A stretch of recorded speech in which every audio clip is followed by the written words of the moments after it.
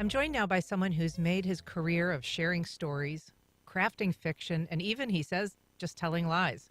Paul Strickland is an award winning professional storyteller who performs all around the country, but he will be here on Amelia Island this Sunday, Mother's Day. Paul, this is not the first time that you've performed at Story and Song Bookstore. What brings you back? Oh, I had such a fantastic time this past February. It was at their their inaugural. I guess you can't say first annual. Their inaugural storytelling festival. I was there with Michael Reno Harrell and Kim Whitecamp and Carl Hyacin as well.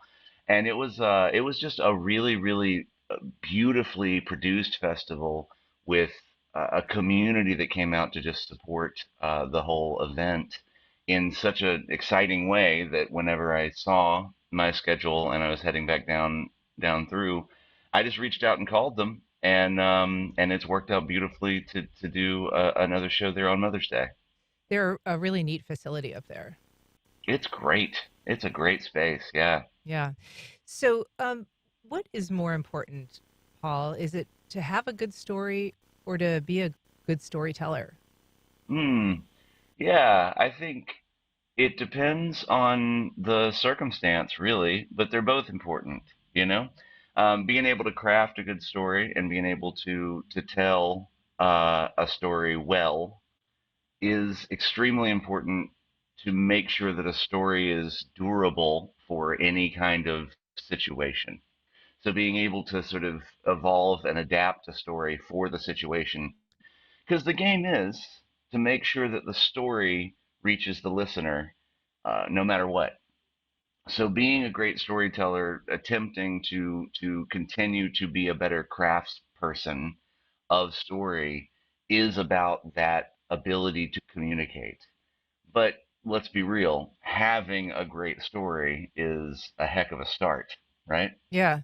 And you teach storytelling, the craft of storytelling. So how do you begin with people that are new to this and they want to tell their story? Mm. Yeah, I mean, I think it's one of those things that's everyone can do it immediately to some degree. And there is a great deal of the art of storytelling that is just learning how to get out of your own way, learning how to identify the things that you do naturally that are already compelling to people when you're sitting around a dinner table and you're telling a story about what happened to you at work today, and that story really connects to both your partner but also both of your children, and everyone is having an experience right there with a story that they did not have before you told it. Whatever that thing is what I try to identify in people and help them sort of build and strengthen and be able to access on command So so that whenever they are in front of an audience, they have access to those natural gifts. and so how did you begin storytelling? Did you start young? Like were you the kind of person that liked to tell stories at the dinner table, or is this something that you developed as you grew older? It was something that, I mean, it kind of came about sort of, I guess, organically. I was touring around as a musician, and I was actually on the stand-up comedy club circuit for a while. But what I was finding as I was on stage was that, if I was playing songs, I would want to spend a lot of time in between the songs telling some stories about the song.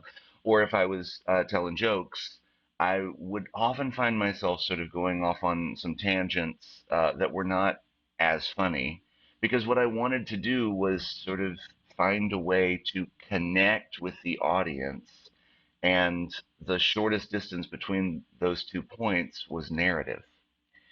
So I just started crafting stories, and instead of crafting songs or jokes, I started crafting stories. And now what I do is sort of a hybrid of those three things, but storytelling is, the primary tool. And so, as you say, I mean, you play guitar. You also, have a very comedic aspect to your performance. So, This Sunday, what can people expect? Like, what does the performance that you're planning look like? Or does that depend on kind of when you get there, getting some read from the crowd? It does depend a lot on that. I mean, but I will say that I am planning on, it is a Mother's Day performance, so there will be at least 35 to 40 minutes of material that is based on mothers. Um, some of the material that I'm best known for probably are stories that I collect from my Aunt True and my Uncle False. And they are, I say often that they are tall tales, but they're also tall alternative tales. And those stories, there'll be a couple of new ones of those that I'll definitely be doing at Story and Song. But what I'll be focusing on, at least for the first set, is I've got a set of stories, and I'm going to do two or three of them, depending on the audience, that are sort of alternative Mother's Day stories, stories that sort of really talk about the relationship and the role and the influence that a mother can have in your life. One of those stories is a story that's entirely a made up story by myself, like I wrote the entire piece. One of those stories is actually a retelling of a very old fairy tale that you would be able to find in your dusty old copy of Grimm's on your shelf, on your Grimm's Fairy Tales book. But it's, what I like to call is a reupholstered folk tale is what I do with these old stories. I'll take them apart, put them back together, and then reupholster them a tad. So they don't feel like oldie timey stories. They feel like stories with old wisdom told right now. So you've won a bunch of awards, including at the Orlando Fringe Festival. Is it gratifying to have that kind of recognition? Yeah, of course, yeah, it is. I mean, in the arts world, awards are somewhat silly, right? I mean, there is a subjectivity to it inherently.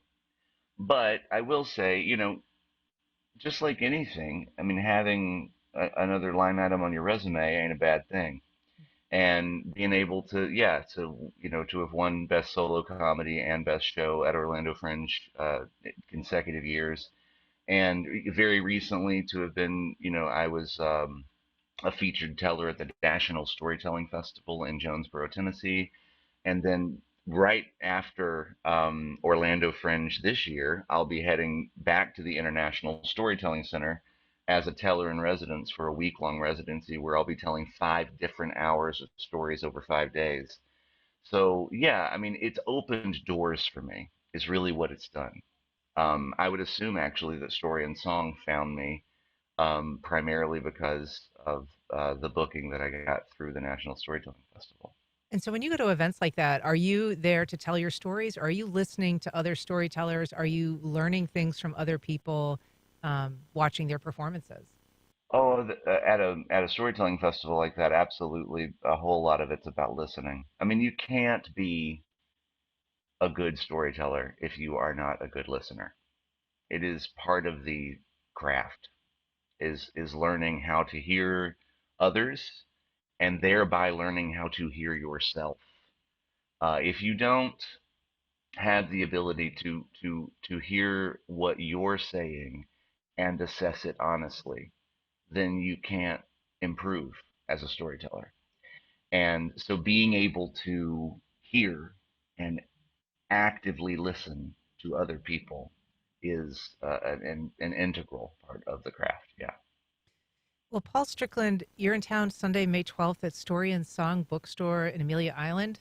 I believe the event's at 3 o'clock, and that's tickets right. tickets are $25. Um, we're excited to have you come to town. What are you looking forward to?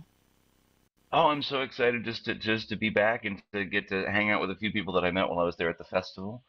And I'm just always looking forward to an opportunity to tell a couple of new stories. I've got a couple of new things that I'll be pulling out for that show as well on the second half of the program, and to just connect with folks.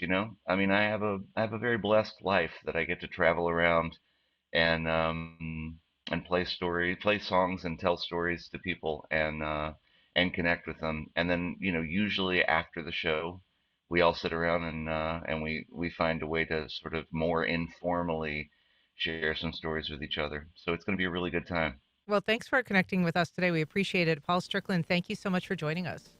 Thank you so much for having me.